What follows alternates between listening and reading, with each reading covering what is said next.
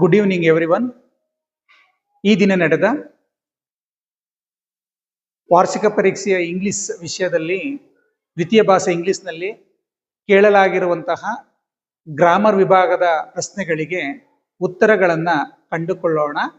ಬನ್ನಿ, ಏನೆಲ್ಲ ಗ್ರಾಮರ್ ವಿಭಾಗದಲ್ಲಿ ಪ್ರಶ್ನೆಗಳು ಬಂದಿದೆ ಅಂತ ನೋಡೋಣ. ಓಕೆ, ಇದರಲ್ಲಿ ಮೊದಲನೇ ಪ್ರಶ್ನೆ ನೋಡಿ. ಓಕೆ ನೋಡಿ, choose the appropriate question tag for the following statement. She was narrating a story. She was narrating a story. ಇದು ಪಾಸಿಟಿವ್ ಫಾರ್ಮ್ ಅಲ್ಲಿ ಇದೆ ಈ ಸೆಂಟೆನ್ಸ್, ಮತ್ತೆ ಪಾಸ್ಟ್ ಟೆನ್ಸ್ ಅಲ್ಲಿ ಇದೆ ವಾಸ್ ಅಂತ ಅಂದ್ಬಿಟ್ಟು. ಸೊ ಹಾಗಾಗಿ ನಾವು ನೆಗೆಟಿವ್ ಫಾರ್ಮ್ ಅಲ್ಲಿ ಅದನ್ನ ಮಾಡಬೇಕು. ಸೊ ಇದಕ್ಕೆ ಆನ್ಸರ್ ಡಿ, ವಾಸಂಟ್ ಶಿ ಆಗುತ್ತೆ. ನೆಕ್ಸ್ಟ್ ಎರಡನೇ ಪ್ರಶ್ನೆ ನೋಡಿ. Read the following and choose the infinitive ಅಂತ ಇದೆ. They had replastered the old house, pruned the trees, patched the fence and moved there. One day they came back to the office to complain ಅಂತ ಇದೆ. So verb form ಅಲ್ಲಿ ಅದರ verb form ಅಲ್ಲಿ infinitive ನಲ್ಲಿ verb form ಅಲ್ಲಿ ನಾವು to ಅನ್ನ ಬಳಸ್ತೀವಿ. So A option two complain is the right answer. Next question number 3 ನೋಡೋಣ. Okay, question number 3. ಓಕೆ, ಪ್ರಶ್ನೆ ಹೀಗಿದೆ ನೋಡಿ. Read the given conversation and choose the language function for the underlined sentence ಅಂತ ಇದೆ. Harish, good morning. Chandan, Chandan, very good morning. What can I do for you? Harish, if you don't mind could I use your car? ಏನು ತಿಳ್ಕೊಳ್ಳಲ್ಲ ಅಂತಂದ್ರೆ ನಾನು ನಿಮ್ಮ ಕಾರನ್ನ ಬಳಸ್ಬೋದಾ ಅಂತ. It's my pleasure. ಅಗತ್ಯವಾಗಿ ಬಳಸ್ಬೋದು ಅಂತ ಅಂದ್ಬಿಟ್ಟು. ಸೊ ಗಿವಿಂಗ್ ಡೈರೆಕ್ಷನ್ ನೋಡಿ, ಆಪ್ಷನ್ ಇದೆ ನೋಡಿ. Giving direction, okay. Offering help, help ಮಾಡೋ, ಸಹಾಯ ಮಾಡೋದು. ಸೀಕಿಂಗ್ ಪರ್ಮಿಷನ್, ಪರ್ಮಿಷನ್ ನೋಡಿ, permission yes correct. Expressing agreement ಇದೆ ಇಲ್ಲಿ. C is the right answer. Seeking permission is the right answer. Next move to next question, question number 4. Okay, question like this. Okay, read the following conversation and fill in the blank choosing the most appropriate words. Okay, teacher, hello Anand, how are you? Anand, I am fine, thank you. Teacher, we are going to picnic tomorrow, will you join? Anand, yes, thanks for your invitation. If you had told me earlier, dash joined you ಅಂತ ಇದೆ. ಅಲ್ಲಿ teacher ಆನಂದ್ಗೆ ಹೇಗಿದೆಯಾ ನಾಳೆ ಅಂತ ಕೇಳ್ತಾ ಇದ್ದಾರೆ. ಮತ್ತೆ ನಾಳೆ picnic ಹೋಗೋಣ ಅಂತ ನಮ್ಮ ಜೊತೆ ಜಾಯ್ನ್ ಆಗ್ತೀಯ ಅಂತ. Yes, thanks for your invitation. ನೀವು ನಿಮ್ಮ ಆಹ್ವಾನಕ್ಕೆ ವಂದನೆಗಳು, ಧನ್ಯವಾದಗಳು. ನೀವು ಮುಂಚಿತವಾಗಿ ಕರೆದಿದ್ದರೆ ನಾನು ಬರುತ್ತಿದ್ದೆ ಅಂತ. ಇದಕ್ಕೆ ಅಪ್ರಾಪ್ರಿಯೇಟ್ ಆಗಿ ಬರ್ಬೇಕಾಗಿರ್ತಕ್ಕಂಥ ಆನ್ಸರ್ ಯಾವ್ದಪ್ಪ ಅಂದ್ರೆ would have. So if you had told me earlier I would have join. So ಇದು B is the right answer. Next ಕ್ವಶನ್ಗೆ ಹೋಗೋಣ. Okay, question number 5. Okay, question number 5 ಏನಿದೆ? ಡೂ ಆಸ್ ಡೈರೆಕ್ಟೆಡ್ ಅಂತ ಇದೆ. Okay, ನಿರ್ದೇಶನದಂತೆ ಅಥವಾ ಕೊಟ್ಟಿರುವ ರೀತಿಯಲ್ಲಿ ಸೂಚನೆಗಳನ್ನ ಫಾಲೋ ಮಾಡಿ ಆನ್ಸರ್ ಮಾಡಿ ಅಂತ. Which one of the following words has 1 syllable ಅಂತ ಇದೆ. ಓವರ್, ವೆರಿ, ರೋಡ್, ಜಿಂಜರ್ಲಿ ಅಂತ ಇದೆ. ಸೊ ಓವರ್ ನಾವು ಕನ್ನಡದಲ್ಲೇ ನಿಮ್ಗೆ ಈಸಿಯಾಗಿ ಎಕ್ಸ್ಪ್ಲೈನ್ ಮಾಡ್ಕೊಡ್ತೀನಿ. ಓವರ್ ಇದೆಯಲ್ಲ, ಒಂದನೇದು ಎ. ಸೊ ಒಂದನೇದು ಓವರ್ ಅಂತ ಇದೆ. ಇದು ವ್ಯಂಜನಾಕ್ಷರ. ವ್ಯಂಜನಾಕ್ಷರದ ಹಿಂದಿನ ಅಕ್ಷರ ಸೇರಿ ಒಂದು, ಇದು ಒಂದು, ಒಟ್ಟು 2 syllable. ಅಲ್ಲಿ ಕೇಳಿರೋದೆಷ್ಟು? 1 syllable ಅಂತ ಕೇಳಿದ್ದಾರೆ. ನೆಕ್ಸ್ಟ್ ವೆರಿ, ಎರಡನೇದು ನೋಡೋಣ. ಎರಡನೇದು ವೆರಿ, 1 syllable 2 syllable, ಹಾಗಾಗಿ ಇದು 2 syllable, ಇದು ಬರಲ್ಲ. Next road. ರೋಡ್ ಕನ್ನಡದಲ್ಲೇ ಬರೀತಾ ಇದ್ದೀನಿ ನೋಡಿ, ರೋಡ್. ಇದು ವ್ಯಂಜನಾಕ್ಷರ, ಅದರ ಹಿಂದಿನ ಅಕ್ಷರ ಸೇರಿ 1 syllable. So road is the correct answer. 1 syllable. That word has 1 syllable. So road ಇಲ್ಲಿ ಕರೆಕ್ಟ್ ಸರಿಯಾದ ಉತ್ತರವಾಗಿದೆ. ಜಿಂಜರ್ಲಿ ಬಂದ್ರೆ 3 ಬರುತ್ತೆ ಇಲ್ಲಿ. ಜಿಂಜರ್ಲಿ, ಅದನ್ನು ಬರ್ದ್ಬಿಡೋಣ. Gingerly, gingerly. Okay, okay, 1 2 3 3 syllable ಇದೆ. ಇದು 1 syllable ಇದೆ. Road is the correct answer. Okay, next question number six ನೋಡೋಣ. ಕ್ವಶನ್ ನಂಬರ್ 6 ಏನಂತ ಕೊಟ್ಟಿದ್ದಾರೆ ನೋಡೋಣ. Okay, fill in the blank using the correct article ಅಂತ ಕೇಳಿದ್ದಾರೆ. ಆರ್ಟಿಕಲ್ ಇಲ್ಲಿ ಪರ್ಫೆಕ್ಟ್ ಟೆನ್ಸ್ ಇದೆ ನೋಡಿ. ಪರ್ಫೆಕ್ಟ್ ಟೆನ್ಸ್ ಇದ್ದಾಗ, ಪಾಸ್ಟ್ ಪರ್ಫೆಕ್ಟ್ ಟೆನ್ಸ್ ಇದ್ದಾಗ ಹೂ ಈಸ್ ದ ಬರ್ಬೇಕು article. Who is the fastest runner in the school, ಇದು ಕರೆಕ್ಟ್ ಆನ್ಸರ್. ಆರ್ಟಿಕಲ್ ದಿ ಬರಬೇಕು. Next, identify the part of speech of the underline word ಅಂತ ಇದೆ. The bike started immediately. The bike started immediately. ಒಂದು grammar ನಲ್ಲಿ ನಾವು ತಿಳ್ಕೊಬೇಕಾಗಿರುವಂತ ಗುಣ ವಿಶೇಷಣ ಏನಪ್ಪಾ ಅಂತಂದ್ರೆ, ಎಲ್ ವೈ ಇಂದ ಎಂಡ್ ಆಗಿದ್ರೆ ಕೊನೆಯಲ್ಲಿ ಅದನ್ನ ಸಾಮಾನ್ಯವಾಗಿ ನಾವು ಅಡ್ವರ್ಬ್, ಗುಣ ವಿಶೇಷಣ ಅಂತ ಹೇಳ್ತೀವಿ. ಇದಕ್ಕೆ ಕರೆಕ್ಟ್ ಆನ್ಸರ್ ಅಡ್ವರ್ಬ್ ಆಗಿದೆ. Next, fill in the blank using suitable linker. ಇಲ್ಲಿ students played well, secured the first place ಅಂತ ಇದೆ. And students played well and secured the first place, correct answer. Next, ಮುಂದಿನ ಪ್ರಶ್ನೆ ನೋಡೋಣ. Question number 9, fill in the blank with appropriate preposition ಅಂತ ಇದೆ. Preposition ಏನ್ ಬರಬೇಕು ಅಂತಂದ್ರೆ, Anant was awake breathing the oxygen dash the cylinder from the cylinder. From the cylinder, from is the right answer. Okay, question number 10. Okay, fill in the blank with appropriate tense form of the verb given in brackets ಅಂತ ಇದೆ. He dash B plus read ಅಂತ ಇದೆ for his exams last night. Last night ಏನು? So past tense ಅಲ್ಲಿ ಇದೆ last night. Okay, ನಾವೀಗ ಏನ್ ಮಾಡ್ಬೇಕು? ವಾಸ್, ಈ ವಾಸ್. Okay, was. ರೀಡ್ ಇದ್ದದ್ದು ರೀಡಿಂಗ್, READING, ರೀಡಿಂಗ್. ಆನ್ಸರ್ ಏನಲ್ಗೆ? he was reading for his exams last night. Was ಮತ್ತೆ ರೀಡಿಂಗ್ ಬರಬೇಕು answer. Question number 11, fill in the blank with appropriate form of the word given in brackets. My grandmother told me an dash. Bracket ಅಲ್ಲಿ ಏನಿದೆ? Interest ಇದೆ. So ಇದು interesting ಆಗ್ಬೇಕು. Interesting.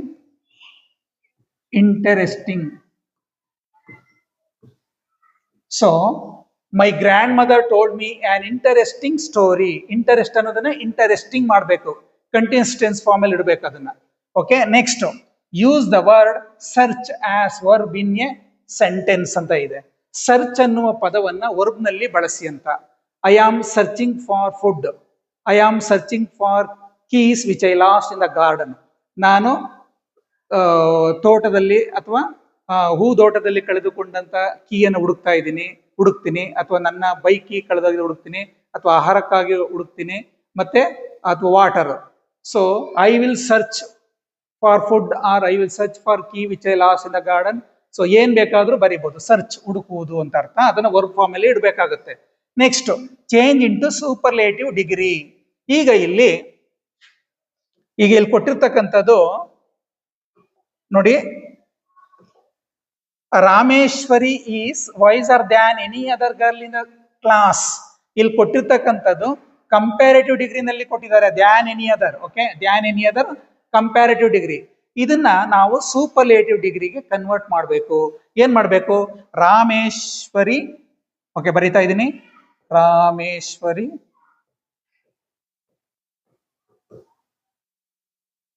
Is, ಹಾಗೆ ಹೇಳಿ, is wiser ಇದೆಯಲ್ಲ, wisest ಮಾಡಿ, wisest, WISEST, wisest. Than any other ಎಲ್ಲ ತೆಗೆದಾಕ್ಬಿಡಿ. Wisest girl in the class ಅಷ್ಟೇ. ಗರ್ಲ್ ಇನ್ ದ ಕ್ಲಾಸ್, ಇದು superlative degree. Rameshwari is wisest, is the ಬರಬೇಕು, definite article. Rameshwari is the wisest girl in the class ಅಂತ ಬರಬೇಕು. ಈ the miss ಆಗಿತ್ತು ನೋಡಿ, ದಾ ಸೇರಿಸಬೇಕು. Wisest girl in the class. Next questions ಹೋಗೋಣ.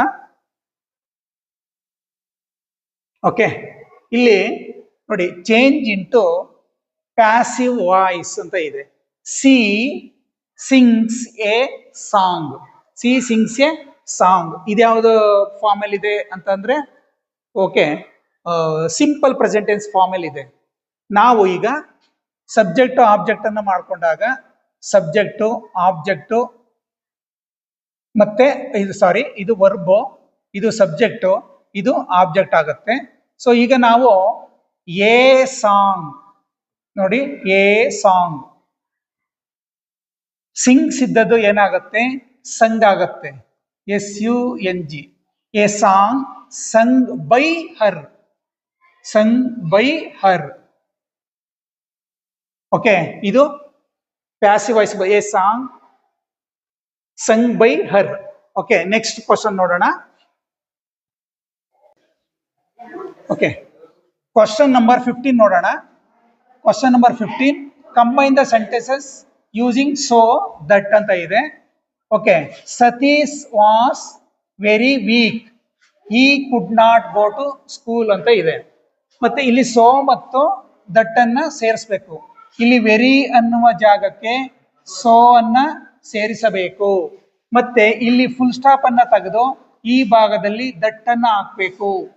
ಹಾಕದ್ಮೇಲೆ ಕ್ಯಾಪಿಟಲ್ ಲೆಟರ್ ಹಿ ಇದೆಯಲ್ಲ, HE, ಅದನ್ನ ಸ್ಮಾಲ್ ಲೆಟರ್ ಮಾಡಬೇಕು. ಓಕೆ, ಈಗ ನೋಡಿ ಸೆಂಟೆನ್ಸ್ ಅನ್ನ, Satish was so weak that he could not go to school ಅಂತ ಬರುತ್ತೆ. ನೆಕ್ಸ್ಟ್ ಈಗ ರಿಪೋರ್ಟೆಡ್ ಸ್ಪೀಚ್ ನೋಡಿ. Question number 16. Okay, read the following conversation and change the underlined sentence into reported speech. Okay, Nirmala, hello Rajesh, how are you? Nirmala ಅವ್ರು ಕೇಳ್ತಾ ಇದ್ದಾರೆ ರಾಜೇಶ್ ಅವ್ರನ್ನ. Yes, I am fine, thank you. Okay, Nirmala, did you submit the project? So underlined word ಅನ್ನ ಸರಿಯಾಗಿ ಗಮನಿಸಿ. Did you submit the project? ನೀನು project ಅನ್ನ submit ಮಾಡ್ದ ಅಂತ ಪ್ರಶ್ನೆ ಕೇಳ್ತಾ ಇದ್ದಾರೆ Rajesh. Yes, I submitted the project yesterday. ಈಗ ನಾನು ನಿನ್ನೆ ದಿನನೇ ಪ್ರಾಜೆಕ್ಟ್ ಅನ್ನ ಸಬ್ಮಿಟ್ ಮಾಡಿದೆ ಅಂತ ಇದೆ. ಈಗ ರಿಪೋರ್ಟೆಡ್ ಸ್ಪೀಚ್ ಅಲ್ಲಿ ನಿರ್ಮಲಾ ಆಸ್ಕ್ಡ್ ರಾಜೇಶ್, ಓಕೆ, ಏನಂತ ಕೇಳಿದ್ರು ಅನ್ನೋದನ್ನ ನೀವು ಸೊ ಇದನ್ನ ರಿಪೋರ್ಟೆಡ್ ಸ್ಪೀಚ್ ಆಗಿ ಕನ್ವರ್ಟ್ ಮಾಡಬೇಕಾಗುತ್ತೆ.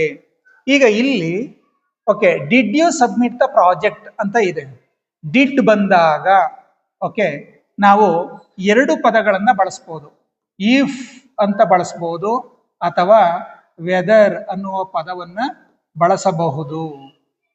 Okay, Nirmala asked Rajesh if he had. Okay, perfect tense ಅಲ್ಲಿ ಇಡಬೇಕು. ಓಕೆ, ಪಾಸ್ಟ್ ಪರ್ಫೆಕ್ಟ್ ಟೆನ್ಸ್ ಅಲ್ಲಿ if he had submit, you ಅನ್ನೋ ಜಾಗದಲ್ಲಿ ನೀನು ಅಂತ ಇರೋದನ್ನ ಅವನು ಅಂತ ಮಾಡಬೇಕು. ಸೊ ಅವನು ಪ್ರಾಜೆಕ್ಟ್ ಅನ್ನ ಸಬ್ಮಿಟ್ ಮಾಡದ್ನ ಅಂತ ರಿಪೋರ್ಟ್ ಮಾಡಿದಾಗೆ ರಿಪೋರ್ಟೆಡ್ ಸ್ಪೀಚ್ ಅಲ್ಲಿ if he had submitted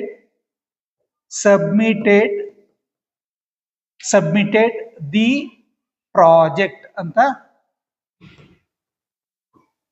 report ಮಾಡಬೇಕಾಗುತ್ತೆ. ಓಕೆ, ಇಫ್ ಅನ್ನುವ ಜಾಗದಲ್ಲಿ ವೆದರ್ ಅನ್ನುವುದನ್ನ ಬಳಸಿ whether he had submitted the project ಅಂತಾನು ಕೂಡ ಬರೆಯಬಹುದು. ಮುಂದಿನ ಪ್ರಶ್ನೆಯನ್ನು ನೋಡೋಣ. ಓಕೆ, ಪ್ರಶ್ನೆ ಸಂಖ್ಯೆ 17. Once A poor women was walking from one village to another, carry a bundle on her head, unable to lift it easily. She rested every now and then. ಇಲ್ಲಿ A poor women ಇಲ್ಲೇ ಇದೆ ನೋಡಿ. A poor women, ಒಬ್ಬ ಬಡ ಹೆಂಗಸು ಅಂತ. Women ಅಂತ ಇದೆ. ವುಮೆನ್ ಅಂದರೆ ಹೆಂಗಸರು. ಇಲ್ಲಿ ಒಬ್ಬ ಮಹಿಳೆ, ಒಬ್ಬ ಬಡ ಮಹಿಳೆ ಅನ್ನುವ ಬರೋ ಬದಲು ಹೆಂಗಸರು ಅಂತ ಇದೆ. ಸೊ ಇಲ್ಲಿ ನೋಡಿ, noun number two be corrected. ಇಲ್ಲಿ ನಾಮಪದವನ್ನ ಸರಿಯಾದ ರೂಪಕ್ಕೆ ಬರೀಬೇಕು. Noun number two be corrected. Noun ಇಲ್ಲಿ ಯಾವುದು? ವುಮೆನ್. ವುಮೆನ್ ಇದೆ, ಪ್ಲೂರಲ್ ಅಲ್ಲಿದೆ ವುಮೆನ್. ಓಕೆ, ಮಹಿಳೆಯರು ಅಥವಾ ಹೆಂಗಸರು ಅಂತ. ಇದು ಪ್ಲೂರಲ್ ಅಲ್ಲಿದೆ. ಇದನ್ನ ಸಿಂಗ್ಯುಲರ್ ಮಾಡಬೇಕು, ವುಮನ್ ಅಂತ. Okay, singular. ಓಕೆ,